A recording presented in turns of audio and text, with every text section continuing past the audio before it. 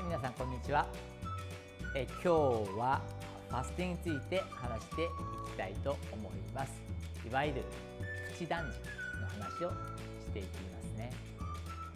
さて、皆さんは普段昼食後、お昼ご飯の後にですね、すごく眠くなったりとかですね、もしくはお腹が空いてとってもイライラしたりした経験ありますか？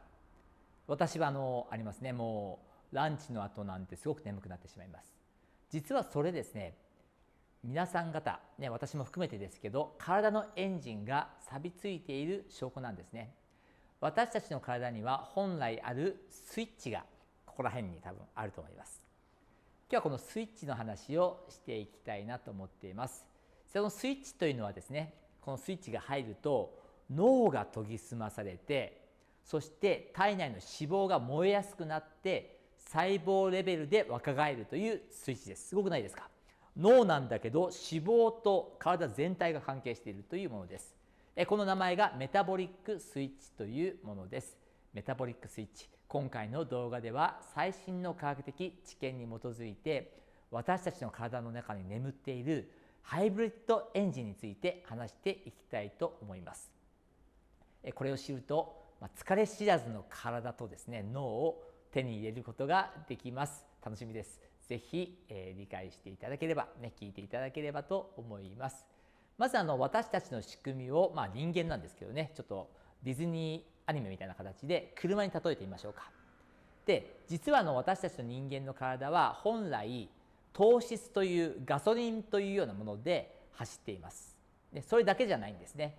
脂質という電気も使えるようになっています。つまり私たちの体は本来は車に例えるならばハイブリッド車なんですね。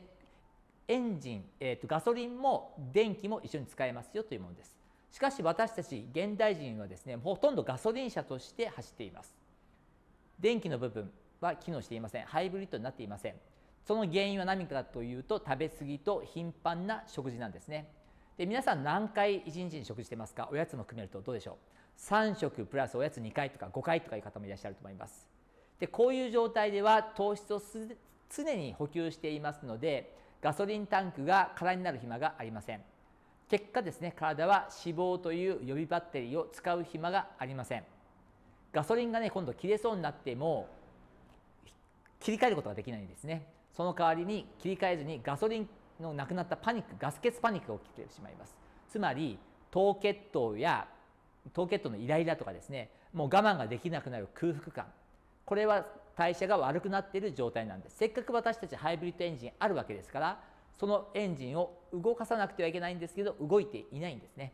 ではどうすればこのハイブリッドエンジンを起動することができるんでしょうか。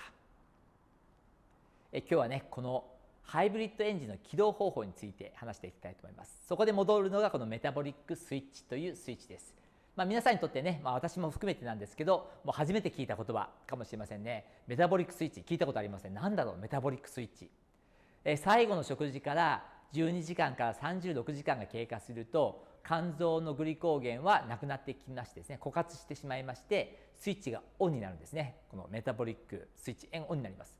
すると体はですね、エネルギー源を脂肪に切り替えます。ハイブリッドになっていきます。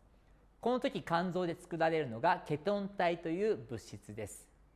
で、このケトン体というのは単なる燃料ではありません。もちろん燃料ではあります。脳にもね、普通グルコースしか使えませんとか言いますけど、実は使えるのはケトン体なんですね。で、これはエネルギー源だけではなくて、細胞に対して強くなれ強くなれという指令を出してくるシグナル物質なんですね。燃料だけではなくて信号なんです。で、その効果はとてもね、驚異的でして、脳では神経細胞の成長を促す因子が分泌されます。学習や記憶能力が向上します。つまり空腹時で少しですね、時間が経ったぐらいの方が脳は賢く働くんですね。さらに脳だけではありません。細胞内ではオートファジーという掃除屋さんが機能してきます。で、このオートファジーは古くなったタンパク質をリサイクルして細胞を内側から若返らせてくれるようなものになります。で、ここでよくある質問なんですが、断食すると筋肉落ちてしまうんじゃないですかというね、そういう質問があります。ちょっとした懸念ですね。で、これ答えはですね、ちゃんとエンジンが動けばノーなんですね。代謝スイッチが入った状態ですと、私たちは体の筋肉を守るために非成長ホルモンが増えてきます。なのでお腹が空いた状態でスイッチがちゃんと動けば、私たちの筋肉は守られていきます。その時脂質、脂肪に燃料が限定されています。筋肉を維持しながら脂肪だけが燃えているモードになってきます。ですから食べないと筋肉が落ちるというのはあくまでも糖質依存の状態の話で、ハイブリッドモードに入れ替えればそういうことはないです。ではどうやったらこのハイブリッドになるんだろうかというのはちょっと疑問に思いますよね。これが今日のですね、具体的にどうすればいいかという話になっていきます。手軽な方がいいですよね。なんかセレモニーがするようなものではなくて、手軽にスイッチが入ればいいですよね。最適にスイッチをオンにする方法一つあります。これは断食です。ファスティング。特に簡単なのは16時間断食ですね。これは何かというと、ルールはとてもシンプルで、1日のうちに8時間は食事をして OK の時間、食事の窓を作ります。そして残りの16時間は空腹で過ごしてくださいというものになります。例えば夜8時に夕食を終えるとしましょうね。8時に終える。そして朝食は抜いたとして、次の昼の12時にランチを食べれば、それだけ、断食をしていることになります。これで無理なくスイッチを入れることができます。ただしですね、注意点があるんですね。この断食ですが、最初の2週間から4週間ぐらいまではですね、インストール期間で体が慣れていないんです。慣らし期間が必要になってきます。で、体がガソリン車からハイブリッド車へのシステムが書き換えられている瞬間ですから、一時的なこの枯渇感というなんですかね、渇望感というんですかね、渇望感であったりとか不調を感じることがとても多くなってきます。で、これを乗り越えれば空腹が苦になりません。我慢しなさいと言っているわけではなくて、ちょっとマイルドに何かいただいたりとかですね、少しチートをしてもいいんじゃないかなと思っています。で、よくファスティングする人がですね、最初辛かったよ、でも今は大丈夫と言いますが、それは何かというと、辛さに慣れたわけではないんですね。